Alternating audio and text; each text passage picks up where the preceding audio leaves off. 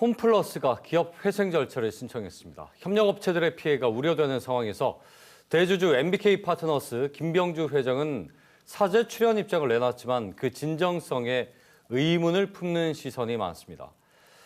홈플러스 노동자이기도 한 마트 산업노조 이미경 부산 본부장과 함께 현재 상황 자세히 들어보겠습니다. 예, 본부장님 어서 오십시오. 안녕하세요. 참 이제 어려운 상황에 다시 이렇게 모시게 돼서 대단히 송구하고 또 한편으로는 감사합니다. 자, MBK 파트너스 홈플러스의 대주주인데 사모펀드 운영사고요. 네.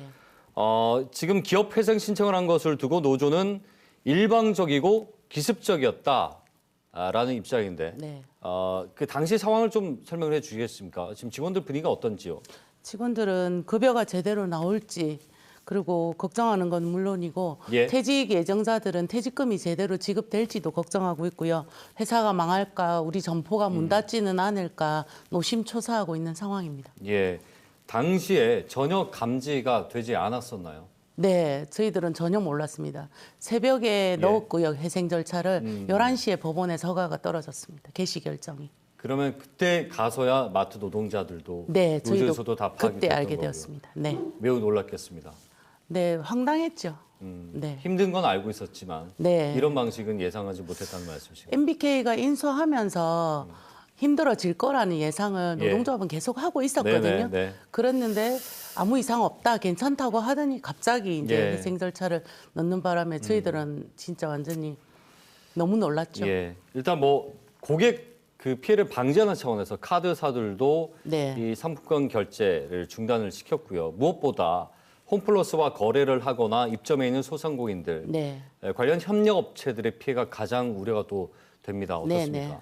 네. 그래서 입점해 있는 업체들한테는 1월 수익금이 3월 4일 날 입금이 됐어야 되는데 예, 입금이 안 돼서 입점업주들이 많이 힘들어했고요. 3월 11일부터는 이제 순차적으로 입금이 되고 있다고 얘기를 합니다. 예. 하는데 협력업체들의 경우도 처음 홈플러스 사태 발생하고 나서 납품을 중단하였다가 법원의 결정으로 다시 납품을 시작했다 하는데 그래도 매장에는 납품 자체를 아예 중단한 업체도 있습니다. 롯데 그렇군요. 같은 경우는 예. 거의 물건이 들어오지 않고 있습니다.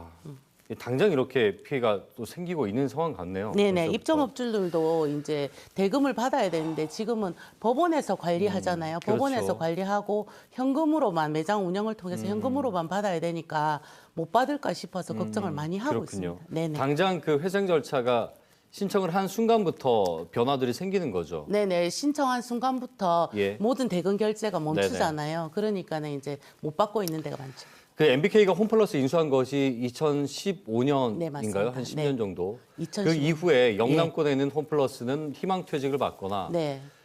점포들도 갑자기 이제 폐점을 하거나 그런 네네. 경우들이 있었습니다. 네네. 그 변화, 그러니까 어떤 그 일들이 벌어졌습니까? 네, MBK가 홈플러스를 인수한 후에 이제 가진 자산들을 다 팔았어요. 다 예, 팔고 예. 그다음에 알짜 매장들까지 장사 잘 되는 매장들까지 매각했습니다. 그리고 다수 매장의 부동산을 팔아서 임대 매장으로 전환을 했습니다. 그리고 그러다 보니 영업이익이 아무리 나도 높은 임대료로 인해서 다시 나가는 거죠. 네, 그거는. 적자에 허덕이게 될 수밖에 없는 상황입니다. 예. 그리고 그러니까, 이제 약 네. 5천여 명의 외주업체도 계약 해지하면서 그 업무를 직영 직원들이 떠안고 고강도 노동으로 지금도 일하고 예. 있습니다.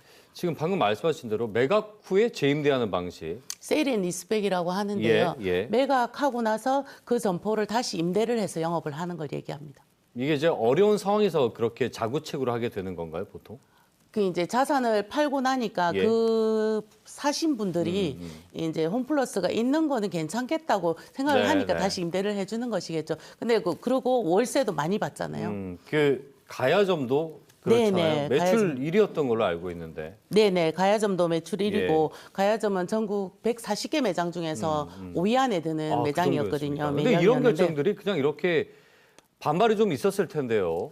근데 이제 어떻게 이렇게 저희들이 이루어지게 자산 된 유동화 겁니까? 점포가 되고 나면 회사에서 바로 통보를 받거든요. 네네. 되기 전에 저희랑 의논하는 것이 아니고 아. 자산 유동화가 되었습니다 하고 네. 노동조합에 일방적으로 공문이 옵니다. 그래서 저희들이 알게 되는 상황이고요. 예. 가야점 폐점되고 나서 48층짜리 주상복합 4개 동을 넣는다고 했는데 네. 그래서 우리 홈플러스 이제 직원들을 재입점해서 일을 시키겠다고 얘기를 했는데 지금 회사가 이런 상황이니까 재입점이 될지 안 될지 상황이 불확실해진 거죠. 그 노조가 사전에 관련해서 이제 개입할 수 있는 여지라든지 의견을 개진할 기회조차 사실은 없습니다. 네. 없네요. 네네, 없습니다. 결과를 그냥 일방적으로 통보하는 것이 네네. 뿐일 테고요.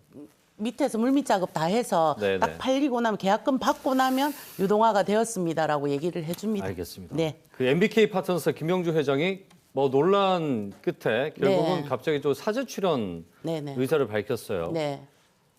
왜 이 시점일까라는 생각도 드는데 네. 당연히 이제 노동자분들께서는 저희들이 진정성에 투쟁도 대한 많이 부분을 했고, 말씀하시죠. 네. 예. 여론과 정치권에서 이제 압박이 많잖아요. 그래서 회생 절차 2주 지난 다음에 이제 면피용으로 발표한 것 같고요. 예. 이제 구체적인 금액 제시가 없습니다. 금액 제시가 없고 네네. 소상공인에 대해서만 언급을 했는데 홈플러스에는 소상공인 말고도 저희 같은 노동자들과 협력업체, 외주업체 등이 많습니다. 예. 홈플러스 사태에 대해서 진정으로 책임질 자세가 있다면 구체적인 회생 계획과 지속 가능한 홈플러스를 만들기 위해서 예. 필요한 자금을 투입하는 것이 옳다고 보고요. 그리고 김병주 회장은 국회의 부름에 달려가서 예. 출석해서 국민들 앞에서 홈플러스 회생에 대해서 정확하게 얘기를 해야 될 것입니다. 단순히 마트 하나가 아니지 않습니까? 네, 맞습니다. 소상공인 협력업체 네, 또 맞습니다. 지금 마트에서 일하고 계신 노동자분들의 네, 저도 생계와 삶이 마트에 달렸잖아요. 일하고 있는데 지금도 예. 저 매장에 들어가고 있거든요. 예. 많이 힘들어합니다. 그렇죠. 다른 네. 분들도 다 마찬가지일 테고요. 네, 네.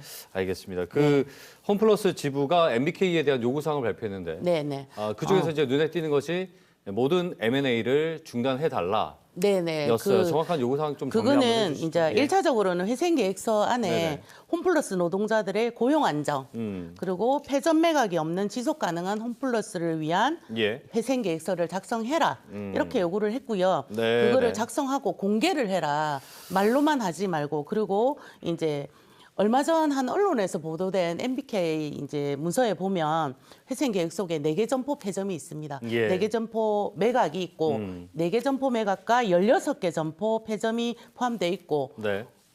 지금 고소득을 내는 홈플러스 익스프레스 매장을 매각하겠다고 거기에 적혀 있습니다. 홈플러스 익스프레스요. 네네. 그 지금 잘 뭐 되고 있다고 예, 얘기가 장사 들리는데. 잘 되거든요. 예, 잘 예. 되는데 이제 돈을 만들기 위해서 그 익스프레스를 팔려고 네. 하고 있는데 네네. 이제 작년에 팔려고 하다가 못 팔았거든요. 네, 그래서 다시 판다고 한번 매물로 알겠습니다. 그리고 두 예. 번째는 이제 MBK 김병주가 홈플러스 사태에 책임지고 네. 필요한 금액을 투자해서 지속 가능하게 회생시켜라 이렇게 요구합니다.